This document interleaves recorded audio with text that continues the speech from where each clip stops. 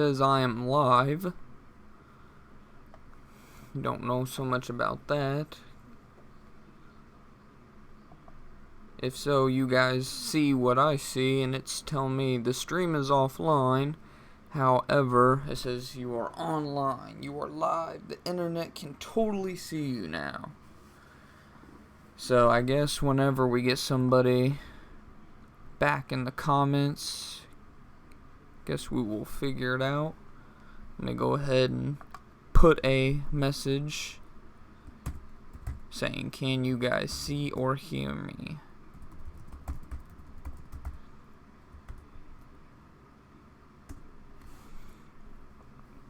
Still figuring out this OBS little operating system I have going. Let me go ahead and minimize that for you.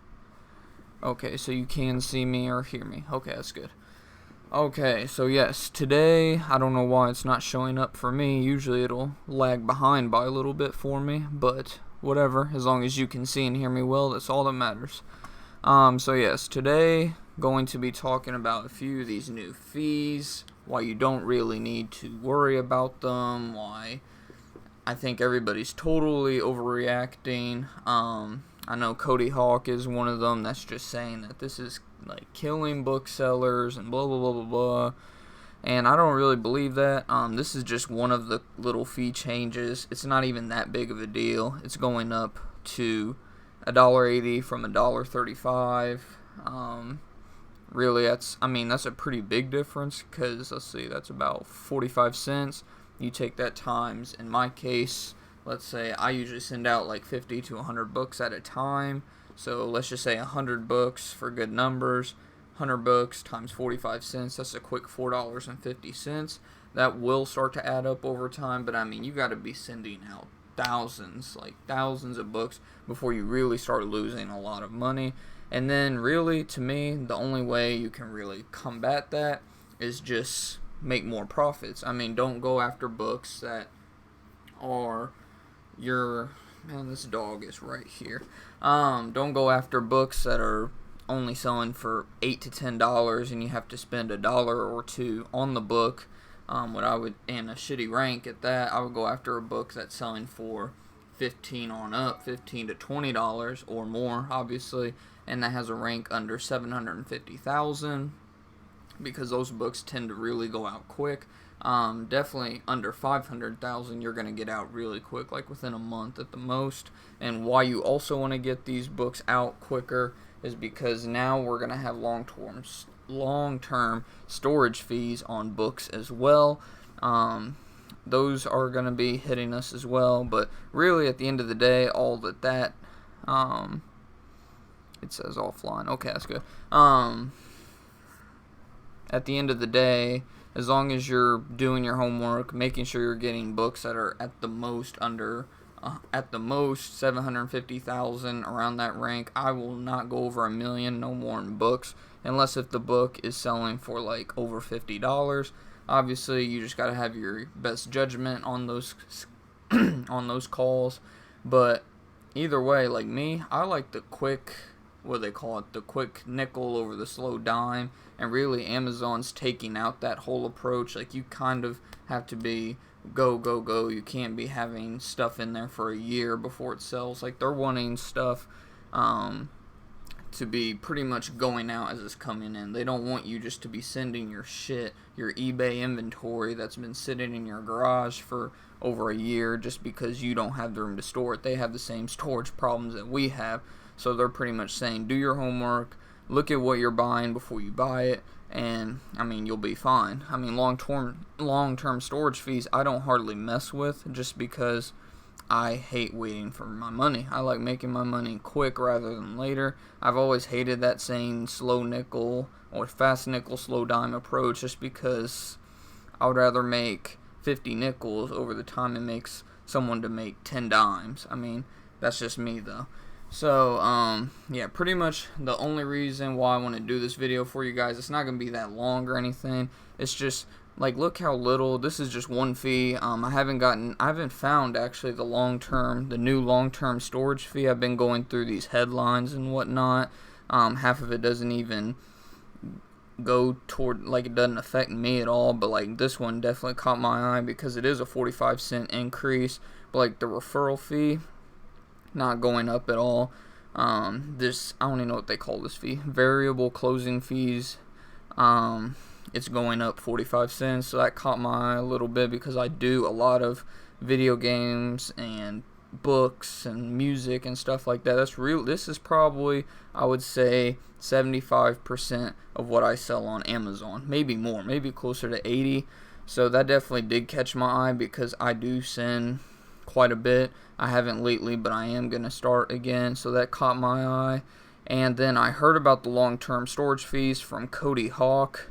I'm assuming a lot of you guys probably know Cody Hawk by now. He's like one of the main gurus on YouTube. You look up anything that has to do with reselling, he comes up usually on the first page, at the most second page.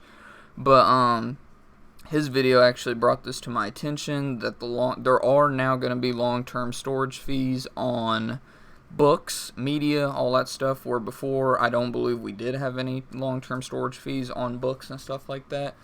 So that's definitely a game changer as well. But at the end of the day, all it means is that people are going to have to start doing it the way that I've been doing it all along, is that you don't want to get a book really that's for damn sure over $1 million in rank, but for sure you want to stay under 750,000, really under 500,000 if you can. But really, like I said, at the end of the day, that's just up to your best judgment. I don't know why I cannot find this long-term storage fee stuff. I'm trying to see the exact numbers here, but I know it's a pretty hefty fee. Like, it was talking about like $2 or $2.25 per cubic foot, I believe. Which cubic feet, they're pretty big. So I mean, it would take probably 2 books to get you a cubic foot, something like that. I don't know to be exact, but that'll start adding up quick. Cause you gotta think, if you have, like me, I do have a few books that I thought would do good. They were like $75 sellers, but the ranks were like 1.2 million, and I was like, well, that still should sell within like 6 to 8 months, and they still haven't. So I'm kind of reevaluating a lot of my inventory right now, and I mean, I don't have a lot of those. Like, I have probably 10 to 20 sitting in inventory right now. But it did tell me that I had like 98 total products that were going to start occurring long-term storage fees after February 15th. So here in the next week or two, I'm definitely going to be going through there, either doing price adjusting, doing a little bit of advertising, like paying for the advertising and whatnot. Just depends really on how much I'm selling it for, how much I have in it, whatever the item is. Because it's not just books that are starting to get the long-term storage fees for me. I have a bunch of little things too, and really, if they're not worth it, at the end of the day, I'll just have the shit sent back to me, just kind of bite myself in the butt and learn, move on, send the stuff to Goodwill, get a charity write-off, something. I don't know, I'll go talk to my accountant about that when I cross that bridge and let you guys know how that went. But let's see here. Important changes for watches. So I don't sell watches, so that doesn't affect me. But if you sell watches, definitely. I mean, if you sell anything on Amazon, always keep up on the headlines. Like, it's literally all you have to do. It's at your home page. Just scroll down near the bottom and it'll say headlines. They usually update it like every week. So, okay, important changes for media products. Sellers will be able to offer free shipping. We already knew this. I think this is back. Yeah, this was the November one. Okay, let's see here. So yeah, this is the same thing that I was talking about earlier, but I don't know why it's not showing the long-term storage fees for media products. That's starting to make me a little mad. But, yeah, pretty much at the end of the day, it's just what I've said since day one. Stay under 750,000 for rank. A lot of people are freaking out just simply because they like going up to damn near 2 million. Why? I have no idea, because most of the time if your book is like over 1 million, for sure over 1.5 million, it's like not even gonna sell. It's selling like one a year, one every 6 months. Like, it's just, I hate waiting that long for money. Even if I only spend $1 on a book, if it only sells for $25-50, was it really worth waiting on for an entire year? It's just not to me. Like, I like like I said, I just like the slow, I like the fast nickel over the slow dime any day of the week, Because if I spent a penny, got a nickel back, that's multiplying my money by 5, just like that, overnight. I'll take that any day of the week. That's just me. Let me go back to YouTube real quick, see if I have any more questions. When do you pay storage fees? Storage fees, they start occurring after 3 months. At least last time I checked, it was every 3 months. Try calling +F and search for storage fees. Oh, Control F? Okay, let me see. You must have worked this website before. I keep telling everybody, you should do this, you should do that, but I need to start doing it myself. I only check the headlines like once a month, really. So you said, so what, do I need to go to the search bar and do Control F? I don't know what the hell that's doing. Let me see. But, yeah, last I checked, you start occurring your long-term storage fees after like 3 months. At least that's what it was when I started in July. I believe that's still what it is. And really, that's pretty much Amazon just giving you a kick in the butt, saying, hey, this shit's not selling. You either A, need to lower your price, B, advertise it, or C, get it out of our warehouse. That's just what they do. And I mean, I don't blame them. I mean, think of it like think of Amazon as your garage, essentially. You don't want your garage being piled up with shit, at least most of us. And I mean, that's just essentially, I mean, they can build more warehouses, but then they're going to charge us more fees. I mean, just at the end of the day, it's best to just send stuff in that you know is going to sell. Do your homework. If you need to, get OA X-ray. I would only get OA X-ray if you're doing, like, obviously online arbitrage, which I don't really do yet. I did talk a little bit of shit about OA X-ray. I'm really bad when it comes to doing multiple things at once. Between 6 to 12 months. Okay. Let's see what we have here. So there's long-term storage fees, long-term storage charges. Let's go with, I guess we'll start out with the top one. So yeah, effective February, this is what I was talking about. So cool, you helped me find that. Let's see, here we go. So yeah, effective on February, that will be $11.25 per cubic foot. Items in fulfillment centers, 6 to 12 months. So I guess now it's 6 months. Between 6 to 12 months, they will start charging $11.25 per cubic foot, which is pretty hefty. I think before it was like, it was less than 10 for sure. It was like 4 to 8. So that's a big change. And then obviously, I mean, I don't get why you'd have anything. That just blows my mind that people have shit in Amazon over a year. That's insane. But I mean, you definitely deserve to be paying that much, because that means you're just being lazy.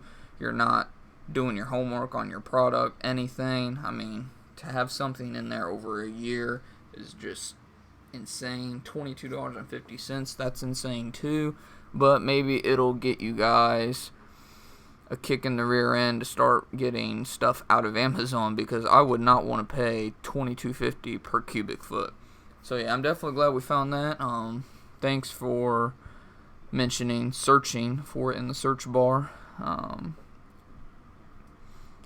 Yeah, that is insane. Even $11.25. I mean, I can't lie. I do have a few items that are in my inventory that have been in there literally since I started doing this.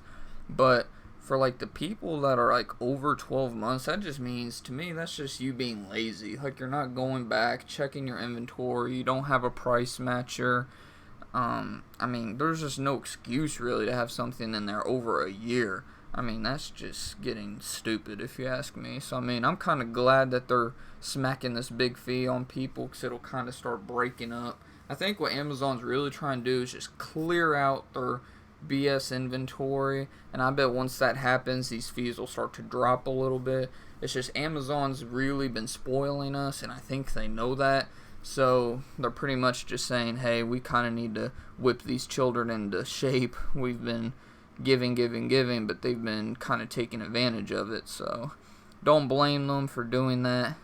Long-term storage fee example. So here's a toy that's 11 by 8 by 2. It's been in there 6 to 12 months. That'll only be $1.15, so that's not horrible. But see, you can see it starts adding up quick, because if you have 10 of that, which most people do, if you're doing like retail arbitrage, you don't just go and buy one thing, unless if you're like me or a new guy that's starting with like little to no money. Which if you have little to no money, like I said, start at your Goodwill, start at your garage sales, start at your book sales. But when you start doing like retail arbitrage, you're going to be sending in probably 5 to 10 or more, depending on how much capital you have. And if it's in there 6 to 12 months, boom, there's your $11.50.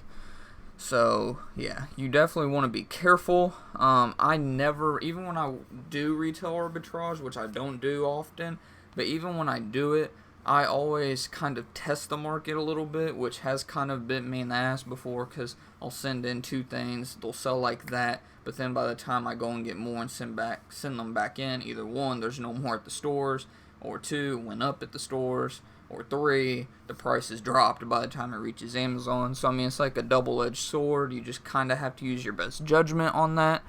But yeah, so pretty much just do your homework and you'll see a lot better results. I mean, that's just it. I mean, yeah, it's going to take more work, but I mean, no business is easy. So I'll hop back in here real quick. Use F bar, that pops up. Oh, okay. Well, at least we found it, so that's good enough for me. But yeah, I mean, I just really wanted to do this video. Okay, so here's a book one, since this is what it was all about, books. So a book, average book, 8 by 6 by 1, right?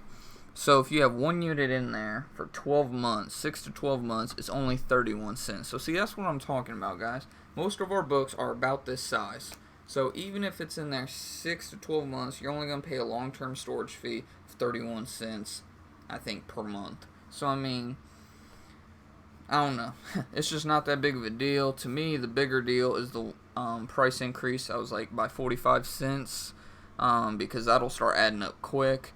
As for this long-term storage fee, I don't really agree with Cody Hawk when it comes to how these storage fees are going to kill booksellers or whatever. I mean, yeah, I mean, you can see it'll add up quick if you have 10 or more units in there for 12 months or longer. But I mean, you're just not doing something right if you have more than 10 or 20 units in there for 12 months or longer.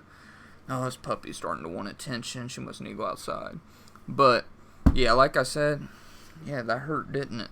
Like I said, I mean, at the end of the day, just like I said, stay under that 750,000 and you'll more than likely be fine. Worst comes to worst, you'll pay that 6 to 12 month for 31 cents here and there. But pretty much, I can pretty much break it down for you right here. So this right here is going to be your over 750,000 to 1 million rank, probably. This right here is going to be, the second one down here, is going to be your over 1 million, over 1.5 million, somewhere in there, 1 to 2 million rank. And then once you start getting down here, you're needing to reevaluate your book situation. But obviously, all books are different. Textbooks are obviously going to be a little bit bigger. Like this buy 1 is probably going to turn into buy 2, buy 3. And then it'll obviously adjust. But they have calculators for stuff like that. So, I mean, if you want to, you can go play with it sometime. But like I said, it's just nothing really to worry about. Fees are obviously going to keep increasing. What does that mean? You just got to have better profit margins, which means more work. So, when you started, what did you focus on? Actually, when I first started, I was a mess. I'm not even going to lie. If you know my story, I started on eBay. Then I happened to just be looking stuff up.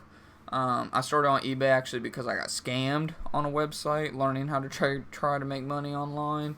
And, something popped up about starting eBay business. So I was like, okay, I'll go ahead and get in with this. And then my boss, who was like, I was working for doing mobile homework while I wasn't doing it with my dad, he said, oh, one of my friends does that. So I was talking to his friend. He was teaching me a few things and telling me to go garage sales, this, that, and the other. So I started going garage sales. I have a bunch of videos on that, Goodwills, whatnot. And then I just got sick of having to ship stuff out every day and do all the prep work. So I was like, well, I was like, how do you sell on Amazon? I wonder how Amazon works. And then I happened to run into Steve Rakin's videos, Rake and Profit, and that's how I joined the Green Room. And from there, I pretty much made the jump to Amazon FBA because I was like, wow, so you're telling me I can just go buy products, put a shipping label, or a barcode label on each product, throw it all in a box, send it to Amazon, and they'll deal with customer service, shipping, everything for me, and they'll just take like 15 to 30% of each sale. I was like, shoot, I'm in. Let's go ahead and give it a try. And obviously, like I showed in a previous video earlier this week, I started out really good, but then I kind of crashed and burned as the year went on just because I moved out of my parents' house into my own house. God, this dog's starting to piss me off. Moved out on my own, and that was definitely a huge finance change, but now I'm starting a really good job at Verizon. That's going to be pretty big changes for my financial situation, so I'm definitely planning on jumping back into the reselling game here in the next month once I start collecting a few commission checks and whatnot. But as for Amazon, I started out still doing thrifting and whatnot, but then I heard about a local book sale that happens every weekend here in Columbia, and I mean, I just had a heyday. Like, my first time going in there, I spent $40, which is a lot for a book sale. I spent $40, came out with a profit of about $500 just in an hour of searching through books. And I mean, this isn't a huge book sale. Like, there's about 10 racks, not even that, 5 to 10 racks of actual books that are worth looking at. And I just had a heyday with it. Books were like 25 cents to $5 at the most. The most I ever paid for a book in there was $5.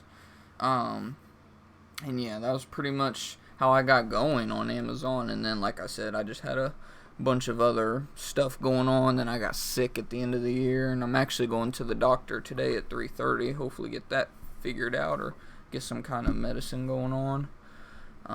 Let me see what we got here. When do you have to send things? When you have sent things back to you, do you pay fee? They make you pay the shipping fee, but I'm pretty sure I've seen you in my comments before. I'm assuming that you've started on Amazon FBA right now, Ivan. Let me know if you've started on Amazon. I think you have because I've seen you on videos a few months ago. But like, the shipping fees are so cheap. Stop. Shipping fees are like so cheap. Like, I just had, I want to say 20 to 22 items sent back to me, and it only cost, I think, $12. So I mean, yeah, I mean, you're still kind of taking a little loss in essence, but because I mean, that's coming out of your balance or whatever. But after you go donate or try to sell on eBay, whatever you end up trying to do with those items, after you do whatever, tax write-off or whatever, it'll even itself out, really. You're still going to take a loss, obviously, but better to at least get it out and rather than keep paying BS long-term storage fees and everything on it, if you ask me.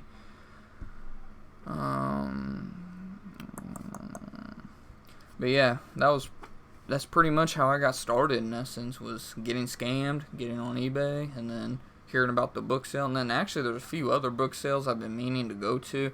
I think that's really how I'm going to get started back with doing FBA, because I mean, I'm not going to lie to you guys, it's been a long while since I've sent anything into Amazon. I've been making just enough money to still collect a paycheck from Amazon and pay the fee, $40 fee every month. And luckily for me, actually, Amazon lost a $140 camera of mine that I had in there, so they gave me their assessed value, which was $130. I paid $20 for the camera, so Amazon essentially just gave me $110 of profit, so that's pretty nice to add on to my balance or whatever. I was wondering why that camera didn't sell, because I was like, it's a pretty damn new camera, and it's been in there since, August? So I was like, I don't know why it hasn't sold yet, but yeah, that was pretty nice to receive a free $130 from Amazon. But yeah, back to what I was saying. I think how I'm going to really get back into Amazon is starting these book sales again, just because I can literally limit myself. I can be like, okay, I only really have $10 to spend, so I'm gonna go and make the best out of this $10. Then I can pretty much just start compounding. My problem is I had to start taking out of my business, and I've pretty much ran it dry. So I'm gonna do things a lot differently this time. That's why I'm saying I can limit myself. I can literally restart my business with 10 or 20 bucks. Go to the book sales, and God, this dog is really making it hard to focus. She's like biting all over my fingers. But just stop. Make the best out of that $10. Turn 10 into, let's just throw a number out there, 50, because I know I can do that easily. 10 to 50, bring that 50 back, go back, and simply just keep compounding until I start collecting these commission checks in the next few months. I know I'm going to take you out soon.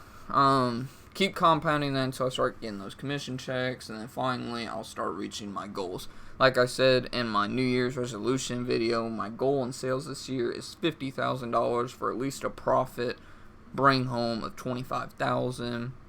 I think that's definitely reachable, manageable, whatever you want to say. So yeah, I mean, that's pretty much quick little overview. If you didn't see my New Year's little resolution, I hate using the word resolution, New Year's goal video.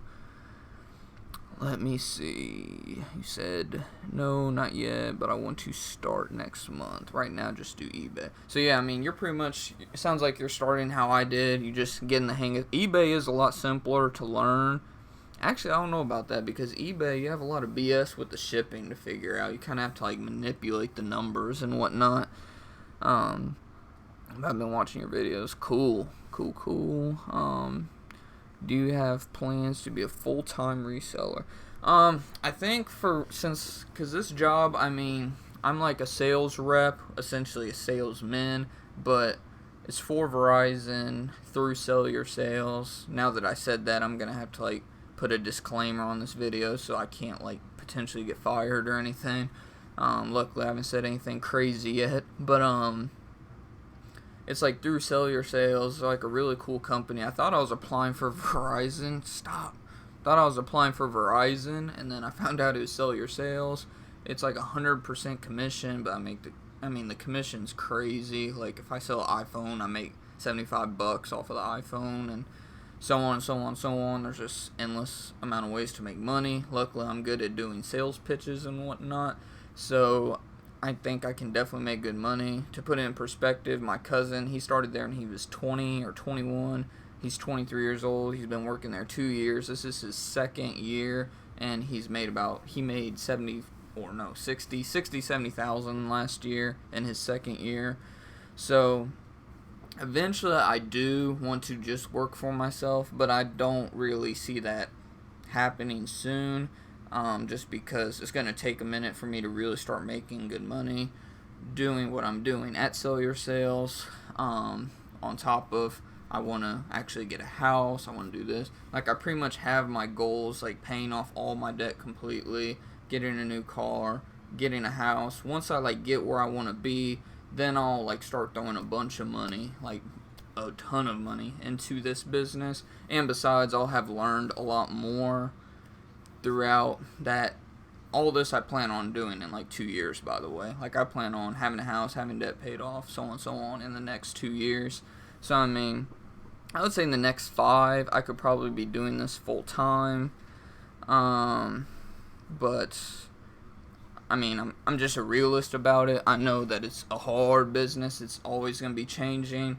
For all we know, Amazon FBA could be gone next year and then go back to eBay. I don't like eBay enough to want to do it full time. So, I mean, there's just a lot of variables. I mean, a lot can happen in a year or two.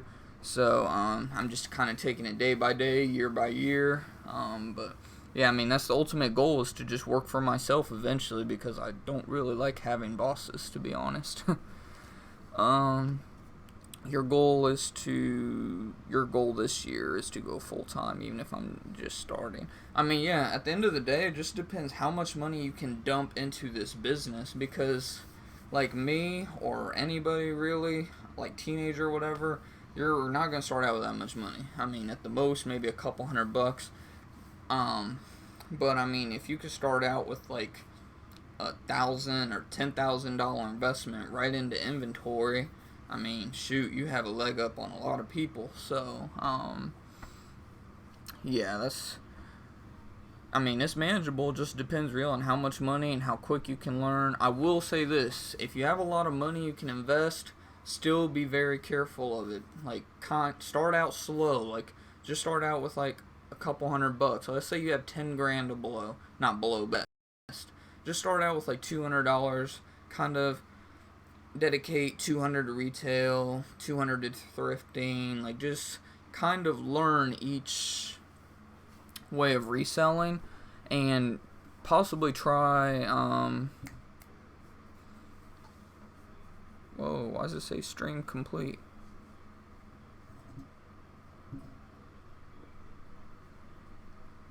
Okay, sorry about that. Happened. I don't know why the stream stopped temporarily, but I guess we're back now. Let me know if you can see me again. I think you can. I don't know why it stopped for a minute. What was I saying? Like, pretty much just however much money you have, try to split it up to multiple sources. So, like, you can see one. What? God damn it.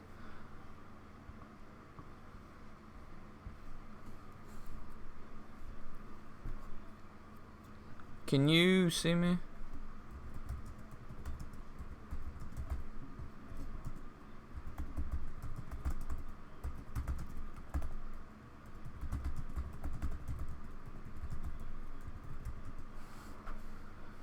Okay, it says video output low. YouTube is not receiving enough video to maintain smooth streaming. As such, viewers will see buffering. So let me go check this out real quick. I don't see what's going on. That could be maybe my internet's just having a lag. Sorry if it has to buffer or anything. I don't know if my internet's currently having a lag or something going on, but it's just saying that my video is not doing too well for some odd reason. But I'll just go ahead and wrap this up. Pretty much, I mean, you get what I'm saying. Just kind of be smart with the amount of money you have. Don't throw it all. My dad always said, don't count your chickens before they hatch, essentially, or some shit like that, some weird old saying. Pretty much, don't throw all your money towards one source.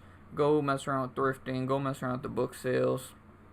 Just see what you like the most, and then learn that, master it. Like me, I plan on getting into private label at some point, but I mean, that takes a lot of money. Like, you're looking at least a good $2,000 to get started in private label, to do it right. I mean, you can start today for $500, but you're not gonna have any advertising. You're not gonna have very much product at all to start with. So, I mean, when I get to that bridge, I'm probably gonna dedicate $2,000 to private label. I'll actually have a whole course free on this YouTube channel towards private label when I get to that bridge. Hopefully by the end of the year, going into 2018, I can do that. But that's a whole nother topic. But yeah, definitely the book market is not going away anytime soon. They would have to start charging stupid high fees for that to even be considered. I mean, as you can see right there, it was talking like 30 cents a book on average. Let's just overshoot it and say 50 cents a book. I mean, let's be real. I mean, most likely you don't have nothing to worry about. I would be more worried about that 45-cent fee that's going to be added on, because I mean, that can compound pretty quick. You sell 1,000 books times 45, that's 45, right? $45. So I mean, it can start adding up, but I mean, it's going to take thousands of books for that to really matter. And same with the long-term storage fee. It'd have to take tens of hundreds before that would start mattering. So at the end of the day, like I said, just keep on making sure that you're only focusing on the books that are actually going to sell, and you shouldn't have any issues. But yeah, if you have any other questions, just definitely be sure to comment on like another book video or this video again once it gets finished, like publishing or however they do it after I finish a live stream. Yeah, I have to get ready to take this dog out. and I have to go to this doctor's appointment, so I'll probably have a video out for you guys. Hopefully tomorrow night. I actually start my first official day at Cellular Sales. I had training all last week, and I actually start officially tomorrow. So, what was I saying? I just saw your comment. It says you're offline, but I'm a little behind on your stream. Well, that sucks. Well, hopefully you can hear the end of it. Let me know at the end. I'll actually respond to you real quick. Can you still...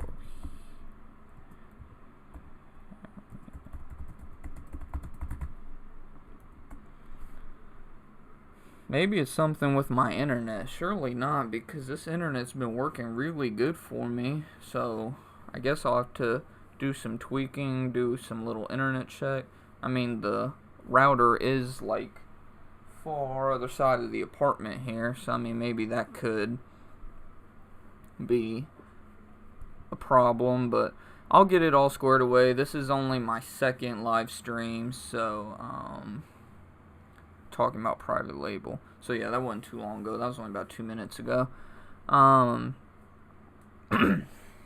throat's starting to get dry. But yeah, I'll get this all figured out here. I mean, this is only my second stream. I need to start doing more analysis on like my internet and whatnot, and OBS, play around with it so you all can see the best video quality. Oh, and if you're wondering like why I have my this isn't even supposed to be pulled up right now. If you're wondering why I like have this space, it's because I kind of broke my laptop from like here up, so it's just a bunch of lines going horizontally across the screen. But yeah, like I said, I'll get this all figured out here in the next coming days, weeks, as I continue to do live streams. But yeah, if you have any other questions, just leave them on this video, of course, and I will definitely be responding pretty fast for sure. I hope to have a video out for you guys hopefully tomorrow night, because I do get off at 3 o'clock. Like I was saying, it's my first actual day on the floor for Cellular Sales through Verizon. And I'm definitely excited about that, but I'll be off by 3 o'clock, and hopefully I can shoot out a video for you guys by evening time at some point. So yeah, hopefully you guys like this video. If you did, definitely be sure to give it a big thumbs up. I greatly appreciate that. And if you're new to the channel, definitely consider subscribing at any point that you see this video live or after it uploads. And I thank you guys for watching. Hope you guys have a good day. Happy selling.